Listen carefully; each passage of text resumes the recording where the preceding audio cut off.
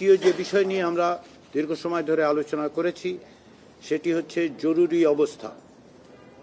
বাংলাদেশের বিদ্যমান সংবিধানের 141 ধারা অনুচ্ছেদে যে জরুরি অবস্থা জারির বিষয় আছে সে বিষয়ে আলোচনা হয়েছে আজকে।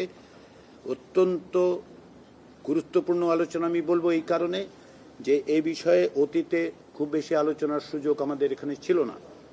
রাজনৈতিক দলগুলো বিভিন্ন অবস্থান থেকে আসলেও কার্যত দুটো বিষয়ে আজকের দিনে একমত হওয়া গেছে।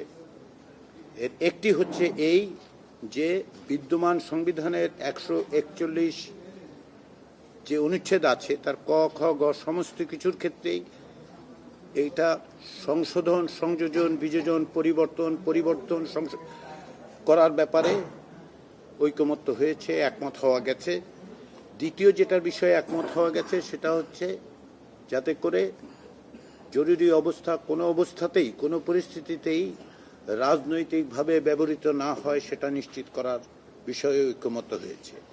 তারপরেও আমরা যেটা সিদ্ধান্ত নিয়েছি যে আজকেই আমরা বলছি না যে 141 ধারার অনুচ্ছেদের বিষয়টা এইখানেই নিষ্পত্তি হলো। রাজনৈতিক দলগুলো এটা নিয়ে যেহেতু একটি সুস্পষ্ট প্রস্তাব ছিল জাতীয় ঐকমত্য কমিশনের পক্ষ থেকে, প্রস্তাবটি আজকেই দেয়া হয়েছে। এটা সংশোধিত প্রস্তাব। তার কারণ হচ্ছে যে অতীতে মূল প্রস্তাবে এনসিসির মাধ্যমে ব্যবস্থার কথা বলা হয়েছিল এই বিষয়ে। তদুপরি সংবিধান সংস্কার কমিশন 141-এর খ এবং গ বাতিল করার কথা বলেছিল, যে বিষয়ে রাজনৈতিক দলগুলোর মধ্যে একমত হওয়া যায়নি। সে কারণেই সংশোধিত একটি প্রস্তাব আজকে ঐকমত্য কমিশন রাজনৈতিক দলগুলোকে দিয়েছিল। তারা সেগুলো পড়েছেন, বিবেচনা করেছেন, আলোচনা করেছেন। দুটো বিষয় আমরা একমতের জায়গায় এসেছি। অন্যান্য বিষয়গুলো খানিকটা আলোচনার প্রয়োজন হবে। আমরা আগামী বৃহস্পতিবার দিন এটা নিয়ে আলোচনা শুরু করব। আমি আশা করছি যে ওই দিন এ বিষয়ে সুনির্দিষ্টভাবে, সুস্পষ্টভাবে কতটুকু আমরা একমত হলাম সেটা আমরা বলতে পারব।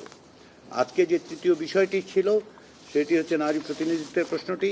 সেটা আমরা আলোচনা করতে পারিনি সময়ের অভাবে, কিন্তু আমরা আলোচনা অবশ্যই অব্যাহত থাকবে। যেটা আমি বলেছি যে পরবর্তী বৈঠক হবে বৃহস্পতিবার দিন। সেখানে আমরা প্রথমেই শুরু করব যে বিষয়ে আমরা এখন আলোচনা করছিলাম জরুরি অবস্থা, সেটা খুব দ্রুত আমরা নিষ্পত্তি করতে চাই। যে যতটুকু অগ্রসর হয়েছি সেটা গুরুত্বপূর্ণ, তাৎপর্যপূর্ণ, কিন্তু আরেকটু অগ্রসর হওয়া যায় কি না সকলের মতামত নিয়ে, সেজন্য আমরা একটু সময় নিচ্ছি। ফলে আমাদের পক্ষ থেকে আমরা মনে করি আজকের আলোচনা অত্যন্ত সফল আলোচনা হয়েছে। আজকের আলোচনার মধ্যে দিয়ে আমরা বেশ কিছুটা পথ অগ্রসর হতে পেরেছি। একটি বিষয়ে জাতীয় ঐকমত্য তৈরি করা গেছে এবং আমরা আশা করছি যে অব্যাহতভাবে আগামী দিনগুলোর আলোচনায় আমরা জাতীয় সনদ তৈরির ক্ষেত্রে আরও অনেকটা পথ অগ্রসর হতে পারব। রাজনৈতিক দলগুলোকে আমি বারবার আন্তরিক ধন্যবাদ জানাই। রাজনৈতিক দলের নেতৃবৃন্দ তাদের সাংগঠনিক দায়িত্ব পালনের অতিরিক্ত হিসেবে ক্ষেত্র বিশেষে তাদের সাংগঠনিক দায়িত্ব পাশে রেখে তারা আমাদের সঙ্গে আলোচনায় আসছেন, বসছেন, অন্যদের সাথে কথা বলছেন এবং অংশগ্রহণ করার মধ্যে দিয়ে একটা ঐকমত্য তৈরির জায়গায় যতটা আন্তরিকভাবে অংশগ্রহণ করা সম্ভব তারা করছেন প্রত্যেকটা রাজনৈতিক দলের পক্ষ থেকে। সেজন্য জাতীয় নেতৃবৃন্দকে আমি আন্তরিকভাবে ধন্যবাদ জানাই ঐকমত্য কমিশনের পক্ষ থেকে। আর আপনারা দীর্ঘ সময় ধরে এখানে থাকেন, খবরাদি সকলকে পৌঁছে দেওয়ার, নাগরিকদের প্রত্যেকটা বিষয় জানার অধিকার আছে এবং আপনারা সে কাজে যে সহযোগিতা করছেন সেজন্য আপনাদের সবাইকেও ধন্যবাদ।